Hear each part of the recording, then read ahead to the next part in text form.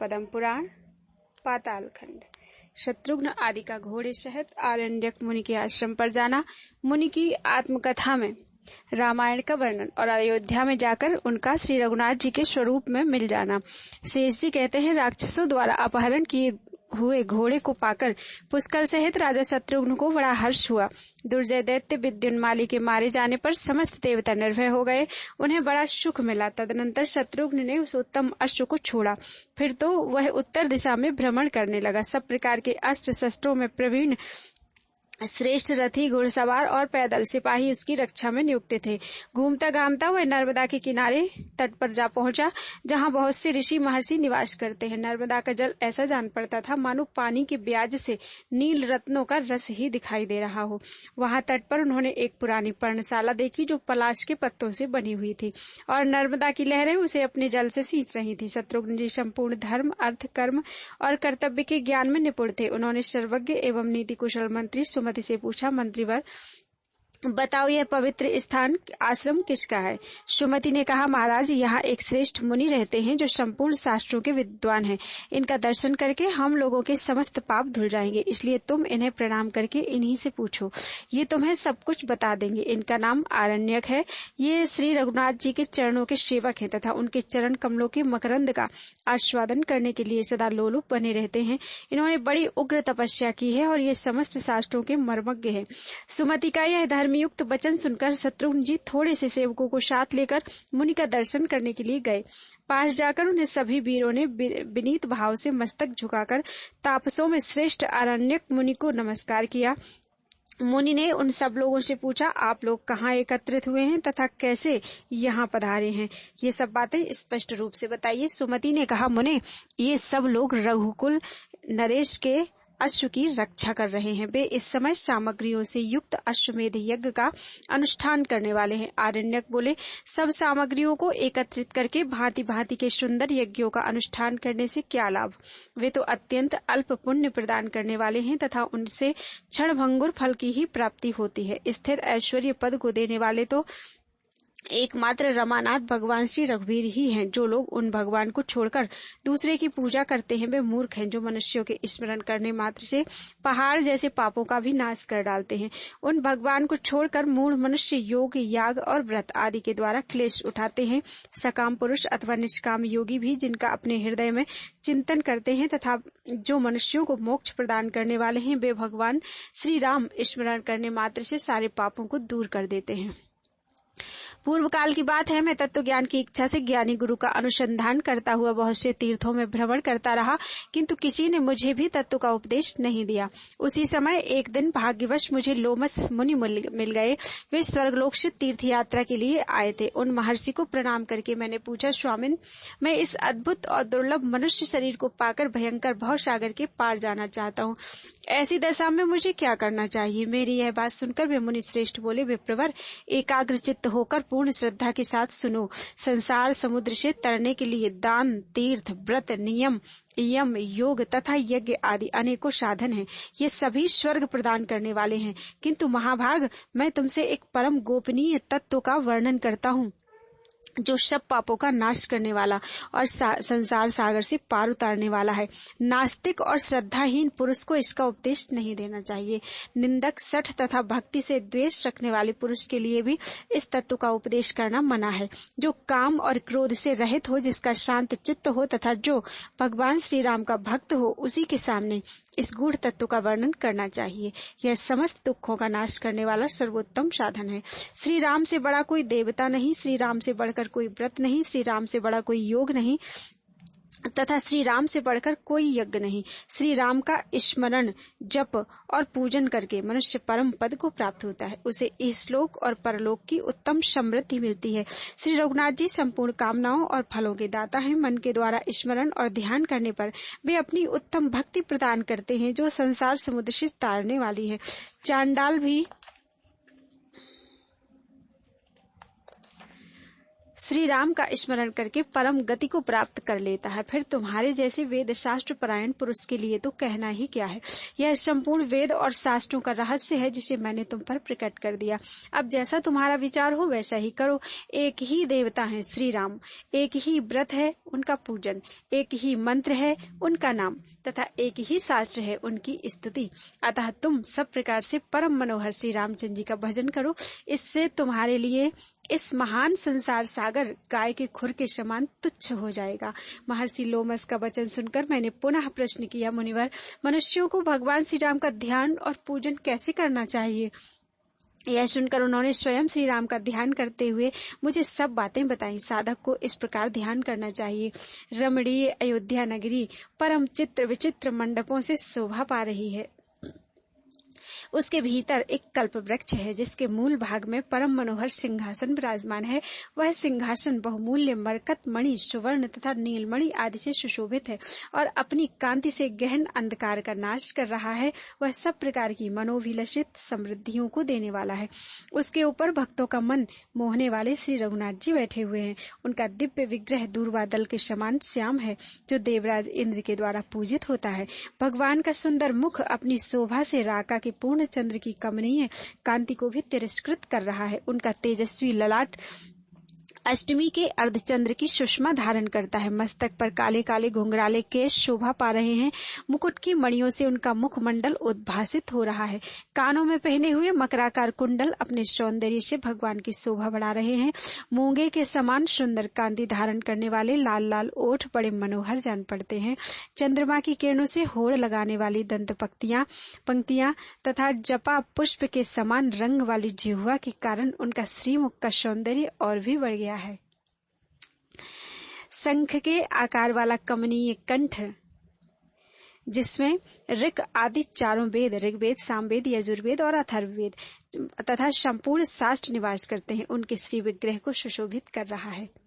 श्री रघुनाथ जी सिंह के समान ऊंचे और मांसल कंधे वाले हैं। वे केयूर एवं कड़ों से विभूषित विशाल भुजाएं धारण किए हुए हैं।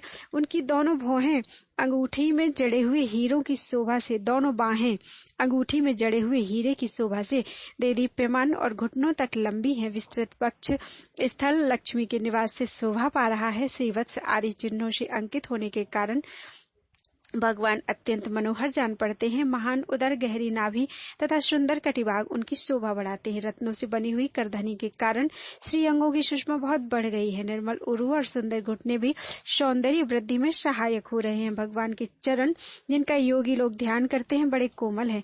उनके तलवे में वज्र, अंकुश और यव आदि की उत्तम रेखाएं हैं। उन युगल चरणों से श्री रघुनाथ जी के विग्रह की बड़ी शोभा हो रही है। इस प्रकार ध्यान और स्मरण करके तुम संसार सागर से तर जाओगे। जो मनुष्य प्रतिदिन चंदन आदि सामग्रियों से इच्छानुसार श्री राम जी का पूजन करता है उसे इहलोक और परलोक की उत्तम समृद्धि प्राप्ति होती है। तुमने श्री राम के ध्यान का प्रकार पूछा था, सो मैंने तुम्हें बता दिया। इसके अनुसार ध्यान करके भवसागर से पार हो जाओगे। आरण्यक ने कहा, मुनि श्रेष्ठ, मैं आपसे पुनः कुछ प्रश्न करता हूँ, मुझे उनका उत्तर दीजिए। महामते, गुरुजन अपने सेवक पर कृपा करके उन्हें सब बातें बता देते हैं। महाभाग, आप प्रतिदिन जिनका ध्यान करते हैं वे श्री राम कौन हैं तथा उनके चरित्र कौन कौन से हैं, यह बताने की कृपा कीजिए।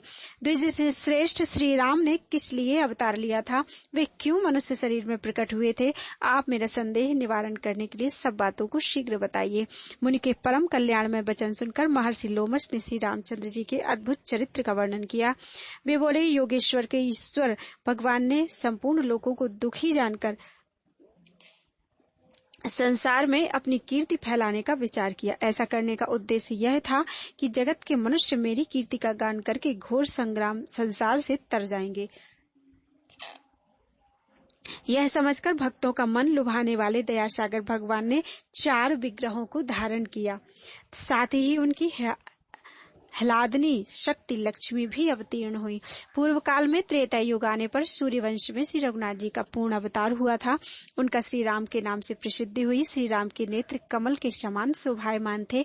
लक्ष्मण जी सदा उनके साथ रहते थे। धीरे धीरे उन्होंने यौवन में प्रवेश किया। तत्पश्चात पिता की आज्ञा से दोनों भाई श्री राम और लक्ष्मण महर्षि विश्वामित्र के अनुगामी हुए। राजा दशरथ ने यज्ञ की रक्षा के लिए अपने दोनों कुमारों को विश्वामित्र के अर्पण कर दिया था।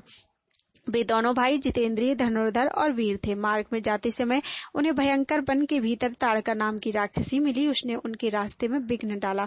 तब महर्षि विश्वामित्र की आज्ञा से रघुकुल भूषण श्री रामचंद्र जी ने ताड़का को परलोक भेज दिया। गौतम पत्नी अहिल्या, जो इंद्र के संपर्क से करने के कारण पत्थर की हो गई थी, श्री राम के चरण स्पर्श से पुनः अपने स्वरूप को प्राप्त हो गई। विश्वामित्र का यज्ञ प्रारंभ होने पर श्री रघुनाथ जी ने अपने श्रेष्ठ बाणों से मारीची को घायल किया और सुबाहु को मार डाला। तदनंतर राजा जनक के भवन में रखे हुए शंकर जी के धनुष को तोड़ा।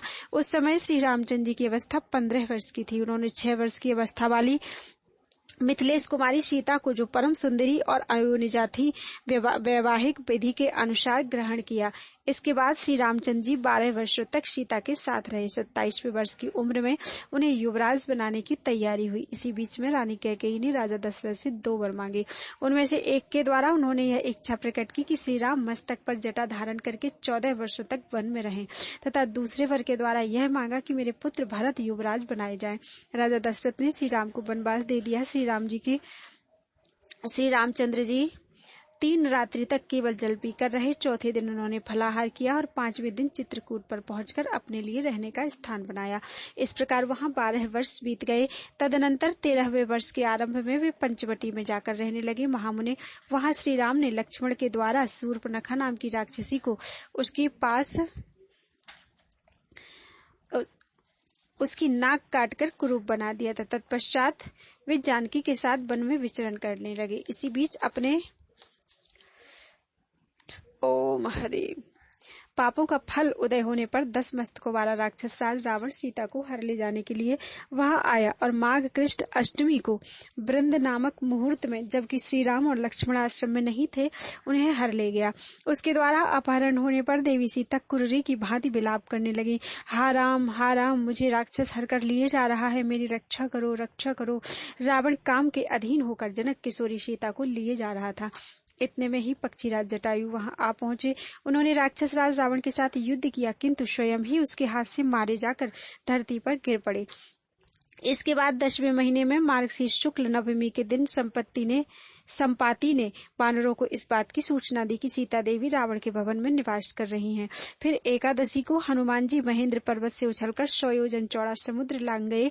उस रात में वे लंकापुरी के भीतर सीता की खोज करते रहे।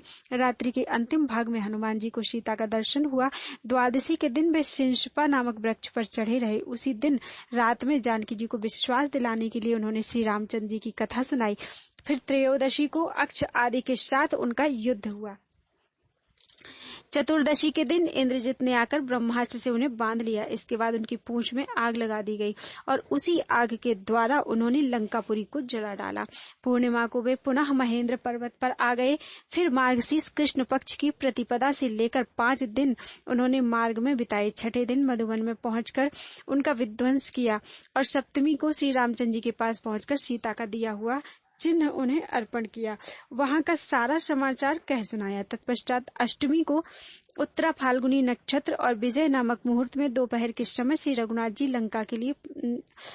जी का लंका के लिए प्रस्थान हुआ। श्री रामचंद्र जी वह प्रतिज्ञा करके कि मैं समुद्र को लांघ कर राक्षस राज रावण का वध करूंगा, दक्षिण दिशा की ओर चले। उस समय सुग्रीव उनके सहायक हुए। 7 दिनों के बाद समुद्र के तट पर पहुंचकर उन्होंने सेना को ठहराया। पौष शुक्ल प्रतिपदा से लेकर तृतीया तक श्री रघुनाथ जी सेना सहित समुद्र पर टिके रहे। चतुर्थी को विभीषण आकर उनसे मिले। फिर पंचमी को समुद्र पार करने के विषय में विचार हुआ। इसके बाद श्री राम ने 4 दिनों तक अनशन किया। फिर समुद्र से वर मिला और उसने पार जाने का उपाय भी दिखा दिया। तदनंतर दशमी को सेतु बांधने का कार्य आरंभ होकर त्रयोदशी को समाप्त हुआ। चतुर्दशी को श्री राम ने सुबेल पर्वत पर अपनी सेना को ठहराया। पूर्णिमा से द्वितीया तक 3 दिनों में सारी सेना समुद्र के पार हुई। समुद्र पार करके लक्ष्मण सहित श्री राम ने वानर राज की सेना साथ लेकर सीता के लिए लंकापुरी के चारों ओर से घेर लिया। तृतीया से दशमी पर्यंत 8 दिनों का सेना का घेरा पड़ा रहा। एकादशी के दिन शुक और शारण सेना में घुस आए थे। पौष कृष्ण द्वादशी को शार्दूल के द्वारा वानर सेना की गणना हुई। साथ ही उसने प्रधान वानरों की शक्ति का भी वर्णन किया। शत्रु सेना की संख्या जानकर रावण ने त्रयोदशी से अमावस्या पर्यंत 3 दिनों तक लंकापुरी में अपने सैनिकों को युद्ध के लिए उत्साहित किया। माघ शुक्ल प्रतिपदा को अंगद दूत बनकर रावण के दरबार में गए। उधर रावण ने माया के द्वारा सीता को उनके पति के कटे हुए मस्तक आदि का दर्शन कराया। माघ की द्वितीया से लेकर अष्टमी पर्यंत 7 दिनों तक राक्षसों और वानरों में घमासान युद्ध होता रहा। माघ शुक्ल नवमी को रात्रि के समय इंद्रजित ने युद्ध में श्री राम और लक्ष्मण को नागपाश से बांध लिया। इससे प्रधान वानर जब सब ओर से व्याकुल और उत्साहहीन हो गए तो दशमी को नागपाश का पाश नाश करने के लिए वायुदेव ने श्री राम जी के कान में गरुड़ के मंत्र का जप और उनके स्वरूप का ध्यान बता दिया। ऐसा करने से एकादशी को गरुड़ जी का आगमन हुआ। फिर द्वादशी को श्री रामचंद्र जी के हाथ से धूम राक्षस का वध हुआ। त्रयोदशी को भी उन्हीं के द्वारा कंपन नाम का राक्षस युद्ध में मारा गया। माघ शुक्ल चतुर्दशी से कृष्ण पक्ष की प्रतिपदा तक 3 दिन में नील के द्वारा प्रहस्त का वध हुआ। माघ कृष्ण द्वितीया से चतुर्थी पर्यंत 3 दिनों तक तुमुल युद्ध करके श्री राम ने रावण को रणभूमि से भगा दिया। पंचमी से अष्टमी तक 4 दिनों में रावण ने कुंभकर्ण को जगाया और जागने पर उसने आहार ग्रहण किया। फिर नवमी से चतुर्दशी पर्यंत 6 दिनों तक युद्ध करके श्री राम ने कुंभकर्ण का वध किया। उसने बहुत से वानरों का भक्षण कर लिया था। अमावस्या के दिन कुंभकर्ण की मृत्यु के शोक से रावण ने युद्ध को बंद रखा। उसने अपनी सेना पीछे हटा ली। फाल्गुन शुक्ल प्रतिपदा से चतुर्थी तक 4 दिनों के भीतर विषतंतु आदि 5 राक्षस मारे गए। पंचमी से सप्तमी तक युद्ध में अतिकाय का वध हुआ। अष्टमी से द्वादशी तक 5 दिनों में निकुंभ और कुंभ मौत के घाट उतारे गए। उसके बाद 3 दिनों में मखराक्षस का वध हुआ। फाल्गुन कृष्ण द्वितीया के दिन इंद्रजित ने लक्ष्मण पर विजय पाई। फिर तृतीया से सप्तमी तक 5 दिन लक्ष्मण के लिए दवा आदि के प्रबंध में व्यग्र रहने के कारण श्री राम ने युद्ध को बंद रखा। तदनंतर त्रयोदशी पर्यंत 5 दिनों तक युद्ध करके लक्ष्मण ने विख्यात बलशाली इंद्रजित को युद्ध में मार डाला। चतुर्दशी को दशग्रीव रावण ने यज्ञ की दीक्षा ली और युद्ध को स्थगित रखा। फिर अमावस्या के दिन वह युद्ध के लिए प्रस्थित हुआ। चैत्र शुक्ल प्रतिपदा से लेकर पंचमी तक रावण युद्ध करता रहा। उसमें 5 दिनों के भीतर बहुत से राक्षसों का विनाश हुआ। षष्ठी से अष्टमी तक महापार्श्व आदि राक्षस मारे गए। चैत्र शुक्ल नवमी के दिन लक्ष्मण जी को शक्ति लगी। तब श्री राम ने क्रोध में भरकर दशरथ को मार भगाया। फिर अंजना नंदन हनुमान जी लक्ष्मण की चिकित्सा के लिए द्रोण पर्वत उठा लाए। दशमी के दिन श्री रामचंद्र जी ने भयंकर युद्ध किया जिसमें असंख्य राक्षसों का संहार हुआ। एकादशी के दिन इंद्र के भेजे हुए मातली नामक सारथी श्री रामचंद्र जी के लिए रथ ले आए और उसे युद्ध क्षेत्र में भक्ति पूर्वक उन्होंने श्री रघुनाथ जी को अर्पण किया। तदनंतर श्री रामचंद्र जी चैत्र शुक्ल द्वादशी से कृष्ण पक्ष की चतुर्दशी तक 18 दिन रोष पूर्वक युद्ध करते रहे। अंततो गत्वा उस द्वैरथ युद्ध में राम ने रावण का वध किया। उस तुमुल संग्राम में श्री रघुनाथ जी ने ही विजय प्राप्त की। माघ शुक्ल द्वितीया से लेकर चैत्र कृष्ण चतुर्दशी तक 87 दिन होते हैं। इसके भीतर केवल 15 दिन युद्ध बंद रहा। शेष 72 दिनों तक संग्राम चलता रहा। रावण आदि राक्षसों का दाह संस्कार अमावस्या के दिन हुआ। वैशाख शुक्ल प्रतिपदा को श्री रामचंद्र जी युद्ध भूमि में ही ठहरे रहे। द्वितीया को लंका के राज्य पर विभीषण का अभिषेक किया गया। तृतीया को सीता जी को अग्नि परीक्षा हुई और देवताओं से वर मिला। इस प्रकार लक्ष्मण के बड़े भाई श्री राम ने लंकापति रावण को थोड़े ही दिनों में मारकर परम पवित्र जनक किशोरी सीता को ग्रहण किया, जिसे राक्षस ने बहुत कष्ट पहुंचाया था। जानकी जी को पाकर श्री रामचंद्र जी को बड़ी प्रसन्नता हुई और वे लंका से लौटे। वैशाख शुक्ल चतुर्थी को पुष्पक विमान पर आरूढ़ होकर वे आकाश मार्ग से पुनः अयोध्यापुरी की ओर चले। वैशाख शुक्ल पंचमी को भगवान श्री राम अपने दल बल के साथ भरद्वाज मुनि के आश्रम पर आए और 14वां वर्ष पूर्ण होने पर षष्ठी को नंदीग्राम में जाकर भरत से मिले। फिर सप्तमी को अयोध्यापुरी में श्री रघुनाथ जी का राज्याभिषेक हुआ। मिथिलेश कुमारी सीता को अधिक दिनों तक राम से अलग होकर रावण के यहाँ रहना पड़ा था। 42वें वर्ष की उम्र में श्री रामचंद्र जी ने राज्य ग्रहण किया। उस समय सीता की अवस्था 33 वर्ष की थी। रावण का संहार करने वाले भगवान श्री राम 14 वर्षों के बाद पुनः अपनी पूरी अयोध्या में प्रविष्ट हुए और बड़े प्रसन्न हुए। तत्पश्चात वे भाइयों के साथ राज्यकारी देखने लगे। श्री रघुनाथ जी के राज्य करते समय ही अगस्त जी, जो एक अच्छे वक्ता हैं तथा जिनकी उत्पत्ति कुंभ से हुई थी, उनके पास पधारेंगे। उनके कहने से श्री रघुनाथ जी अश्वमेध यज्ञ का अनुष्ठान करेंगे। सुवृत भगवान का यह यज्ञ संबंधी अश्व तुम्हारे आश्रम पर आवेगा तथा उसकी रक्षा करने वाले योद्धा भी बड़े हर्ष के साथ तुम्हारे आश्रम पर पधारेंगे। उनके सामने तुम श्री रामचंद्र जी की मनोहर कथा सुनाओगे तथा उन्हीं लोगों के साथ अयोध्यापुरी भी जाओगे। द्विजश्रेष्ठ, अयोध्या में कमल नयन श्री राम का दर्शन करके तुम तत्काल ही संसार सागर से पार हो जाओगे। मुनि श्रेष्ठ लोमस सर्वज्ञ हैं, उन्होंने मुझसे उपर्युक्त बातें कहकर पूछा, आरण्यक, तुम्हें अपने कल्याण के लिए और क्या पूछना है? तब मैंने उनसे कहा, महर्षि, आपकी कृपा से मुझे भगवान श्री राम के अद्भुत चरित्र का पूर्ण ज्ञान हो गया। अब आप ही के प्रसाद से मैं उनके चरण कमलों को भी प्राप्त करूंगा। ऐसे कहकर मैंने मुनीश्वर को प्रणाम किया। तत्पश्चात वे चले गए। उनकी कृपा से मुझे श्री रामचंद्र जी के चरणों की पूजन विधि भी प्राप्त हो गई। तब से मैं सदा श्री राम जी के चरणों का चिंतन करता हूँ तथा आलस्य छोड़कर बारंबार उन्हीं के चरित्र का गान करता हूँ। उनके गुणों का गान मेरे चित्त को लुभाए रहता है। मैं उसके द्वारा दूसरे लोगों को भी पवित्र किया करता हूँ तथा मुनि के वचनों को बारंबार स्मरण करके भगवत दर्शन की उत्कंठा से पुलकित हो उठता हूँ। इस पृथ्वी पर मैं धन्य हूँ, कृतकृत्य हूँ और परम सौभाग्यशाली हूँ, क्योंकि मेरे हृदय में श्री रामचंद्र जी के चरण कमलों को देखने की जो अभिलाषा है वह निश्चय ही पूर्ण होगी। अतः सब प्रकार से परम मनोहर श्री रामचंद्र जी का ही भजन करना चाहिए। संसार समुद्र के पार जाने की इच्छा से सब लोगों को श्री रघुनाथ जी की ही वंदना करनी चाहिए। अच्छा, अब तुम लोग बताओ, किस लिए यहाँ आए हो? कौन धर्मात्मा राजा अश्वमेध नामक महान यज्ञ का अनुष्ठान कर रहा है? ये सब बातें यहाँ बतलाकर अश्व की रक्षा के लिए जाओ और श्री रघुनाथ जी के चरणों का निरंतर स्मरण करते रहो। आरण्यक मुनि के ये वचन सुनकर सब लोगों को बड़ा विस्मय हुआ। वे श्री रघुनाथ जी का स्मरण करते हुए उनसे बोले, ब्रह्मर्षि वर, इस समय आपका दर्शन पाकर हम सब लोग पवित्र हो गए, क्योंकि आप श्री रामचंद्र जी की कथाएं सुनाकर यहाँ सब लोगों को पवित्र करते हैं। आप हमारे यथार्थ वचन को श्रवण करें।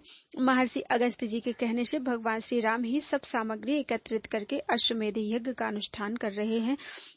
उन्हीं का यज्ञ संबंधी अश्व यहाँ आया है और उसी की रक्षा करते हुए हम सब लोग भी अश्व के साथ ही आपके आश्रम पर आ पहुंचे हैं। महामते, यही हमारा वृत्तांत है, आप इसे हृदयंगम करें। रसायन के समान मन को प्रिय लगने वाला यह उत्तम वचन सुनकर राम भक्त ब्राह्मण आरण्यक मुनि को बड़ा हर्ष हुआ। वे कहने लगे, आज मेरे मनोरथ रूपी वृक्ष में फल आ गया, वह उत्तम शोभा से संपन्न हो गया। मेरी माता ने जिसके लिए मुझे उत्पन्न किया था वह शुभ उद्देश्य आज पूरा हो गया। आज तक हविष्य के द्वारा मैंने जो हवन किया है उस अग्निहोत्र का फल आज मुझे मिल गया, क्योंकि अब मैं श्री रामचंद्र जी के युगल चरणारविंदों का दर्शन करूंगा। आहा, जिनका मैं प्रतिदिन अपने हृदय में ध्यान करता था, वे मनोहर रूपधारी अयोध्यानाथ भगवान श्री राम निश्चय ही मेरे नेत्रों के समक्ष होकर दर्शन देंगे। हनुमान जी मुझे हृदय से लगाकर मेरी कुशल पूछेंगे। वे संतों के शिरोमणि हैं, मेरी भक्ति देखकर उन्हें बड़ा संतोष होगा। आरण्यक मुनि के ये वचन सुनकर कपिश्रेष्ठ हनुमान जी ने उनके दोनों चरण पकड़ लिए और कहा, ब्रह्मर्षि, मैं ही हनुमान हूँ स्वामिन, मैं आपका सेवक हूँ और आपके सामने खड़ा हूँ। मुनीश्वर, मुझे श्री रघुनाथ जी के दास की चरण धूलि समझिए। हनुमान जी श्री राम जी के भक्त होने के कारण अत्यंत शोभा पा रहे थे। उनकी उपर्युक्त बातें सुनकर आरण्यक मुनि को बड़ा हर्ष हुआ और उन्होंने हनुमान जी को हृदय से लगा लिया। दोनों के हृदय से प्रेम की धारा फूटकर बह रही थी। दोनों ही आनंद सुधा में निमग्न होकर शिथिल एवं चित्र लिखित से प्रतीत हो रहे थे। श्री रघुनाथ जी के चरण कमलों के प्रेम से दोनों का ही मानस भरा हुआ था। अतः दोनों ही बैठकर आपस में भगवान की मनोहारिणी कथाएं कहने लगे। मुनिश्रेष्ठ आरण्यक श्री राम के चरणों का ध्यान कर रहे थे। हनुमान जी ने उनसे यह मनोहर वचन कहा, महर्षि, ये श्री रघुनाथ जी के भ्राता महावीर शत्रुघ्न आपको प्रणाम कर रहे हैं। ये उद्भट वीरों से सेवित भरत कुमार पुष्कल भी आपके चरणों में शीश झुकाते हैं तथा इधर की ओर जो ये महान बलि और अनेक गुणों से विभूषित सज्जन खड़े हैं, इन्हें श्री रघुनाथ जी के मंत्री समझिए। अत्यंत भयंकर योद्धा महायशस्वी राजा सुबाहु भी आपको प्रणाम करते हैं। ये श्री रामचंद्र जी के चरण कमलों का मकरंद पान करने वाले मधुकर हैं। ये राजा सुमद हैं, जिन्हें पार्वती जी ने श्री रघुनाथ जी के चरणों की भक्ति प्रदान की है, जिससे ये संसार समुद्र के पार हो चुके हैं। ये भी आपके चरणों में नमस्कार करते हैं, जिन्होंने अपने सेवक के मुख से श्री रामचंद्र जी के अश्व को आया हुआ सुनकर अपना सारा राज्य ही भगवान को समर्पण कर दिया है। वे राजा सत्यवान भी पृथ्वी पर माथा टेक कर आपके चरणों में प्रणाम करते हैं। हनुमान जी इस वचन सुनकर आरण्यक मुनि के हनुमान जी के ये वचन सुनकर आरण्यक मुनि ने बड़े आदर के साथ सबको हृदय से लगाया और फल मूल आदि के द्वारा सबका स्वागत सत्कार किया। फिर शत्रुघ्न आदि सब लोगों ने बड़ी प्रसन्नता के साथ महर्षि के आश्रम पर निवास किया। प्रातःकाल नर्मदा में नित्य कर्म करके वे महान उद्योगी सैनिक आगे जाने को तैयार हुए। शत्रुघ्न ने आरण्यक मुनि को पालकी पर बिठाकर अपने सेवकों द्वारा उन्हें श्री रघुनाथ जी के निवासभूत अयोध्यापुरी को पहुंचा दिया। सूर्यवंशी राजाओं ने जिसे अपना निवास स्थान बनाया था, उस अवधपुरी को दूर से ही देखकर आरण्यक मुनि सवारी से उतर पड़े और श्री रामचंद्र जी के दर्शन की इच्छा से पैदल ही चलने लगे। जन समुदाय से शोभा पाने वाली उस रमणीय नगरी में पहुंचकर उनके मन में श्री राम को देखने के लिए हजार हजार अभिलाषाएं उत्पन्न हुई। थोड़ी ही देर में वहां यज्ञ मंडप से सुशोभित सरयू के पावन तट पर उन्हें श्री रामचंद्र जी की झांकी हुई। भगवान का श्री विग्रह दूर बादल के समान श्याम सुंदर दिखाई देता था। उनके नेत्र खिले हुए कमल के समान शोभा पा रहे थे। वे अपने कटिभाग में मृग श्रृंग धारण किए हुए थे। व्यास आदि महर्षि उन्हें घेर कर विराजमान थे और बहुत से सूरवीर उनकी सेवा में उपस्थित थे। उनके दोनों पार्श्व भागों में भरत और सुमित्रा नंदन लक्ष्मण खड़े थे तथा श्री रघुनाथ जी 3 जनों को मुंह मांगा दान दे रहे थे। भगवान का दर्शन करके आरण्यक मुनि ने अपने को कृतार्थ माना। वे कहने लगे, आज मेरे नेत्र सफल हो गए, क्योंकि ये श्री रामचंद्र जी का दर्शन कर रहे हैं। मैंने जो संपूर्ण शास्त्रों का ज्ञान प्राप्त किया था वह आज सार्थक हो गया, क्योंकि श्री रामचंद्र जी की महिमा को जानकर इस समय मैं अयोध्यापुरी में आ पहुंचा हूँ। इस प्रकार हर्ष में भरकर उन्होंने बहुत सी बातें कही। श्री रघुनाथ जी के चरणों का दर्शन करके उनके समस्त शरीर में रोमांच हो आया था। इस अवस्था में वे रमानाथ भगवान श्री राम के समीप गए, जो दूसरों के लिए अगम्य है तथा विचार परायण है, योगेश्वरों से भी जो बहुत दूर है। भगवान के निकट पहुंचकर वे बोल उठे, आहा, आज मैं धन्य हो गया, क्योंकि श्री रघुनाथ जी के चरण मेरे नेत्रों के समक्ष विराजमान हैं। अब मैं श्री रामचंद्र जी को देखकर इनसे वार्तालाप करके अपनी वाणी को पवित्र बनाऊंगा।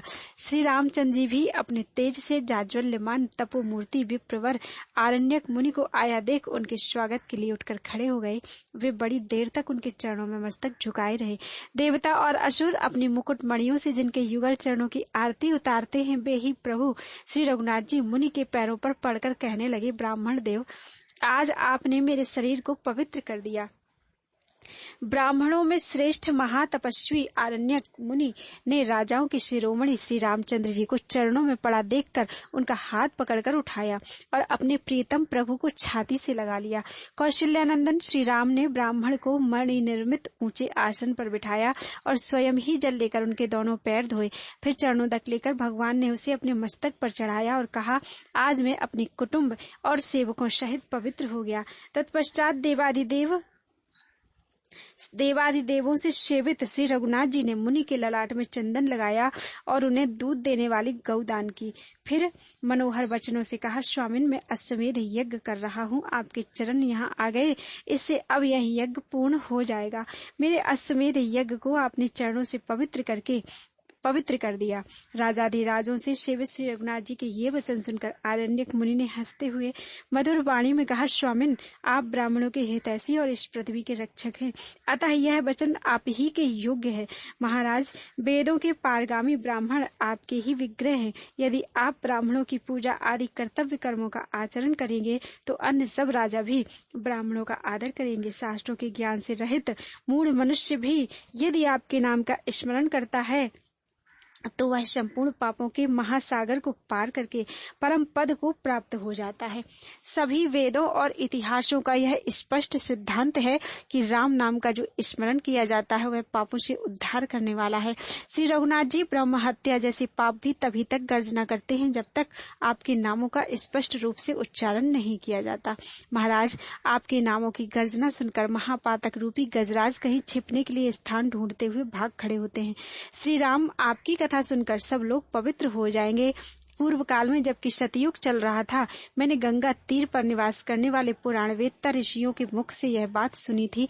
महान पाप करने के कारण कातर हृदय वाले पुरुषों को तभी तक पाप का भय बना रहता है जब तक वे अपनी जिह्वा से परम मनोहर राम नाम का उच्चारण नहीं करते। अतः श्री रामचंद्र जी, इस समय में धन्य हो गया।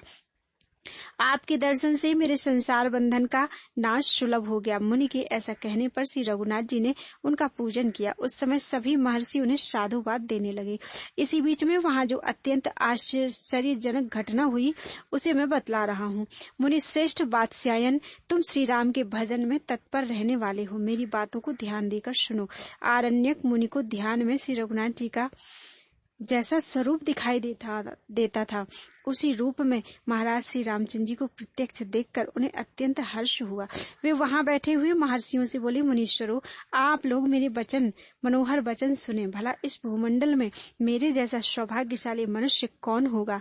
श्री रामचंद्र जी ने मुझे नमस्कार करके अपने श्रीमुख से मेरा स्वागत एवं कुशल समाचार पूछा है। अतः आज मेरी समानता करने वाला न कोई है, न हुआ है और न होगा। श्रुतियां भी जिनके चरण कमलों की रज को सदा ही ढूंढा करती हैं, उन्हीं भगवान ने आज मेरे चरणों का जल पीकर अपने को पवित्र माना है। ऐसा कहते कहते उनका ब्रह्मरंध्र फूट गया तथा उससे जो तेज निकला वह श्री रघुनाथ जी में समा गया। इस प्रकार सरयू के तटवर्ती यज्ञ मंडप में सब लोगों के देखते देखते आरण्यक मुनि को सायुज्य मुक्ति प्राप्त हुई, जो योगियों के लिए भी दुर्लभ है। उस समय आकाश में तूर्य और वीणा आदि बाजे बजने लगे। भगवान के आगे फूलों की वर्षा हुई। दर्शकों के लिए यह विचित्र एवं अद्भुत घटना थी। मुनियों ने भी यह दृश्य देखकर मुनीश्वर आरण्यक की प्रशंसा करते हुए कहा, ये मुनि श्रेष्ठ कृतार्थ हो गए, क्योंकि श्री रघुनाथ जी के स्वरूप में मिल गए। बोलो वृंदावन बिहारी लाल की जय।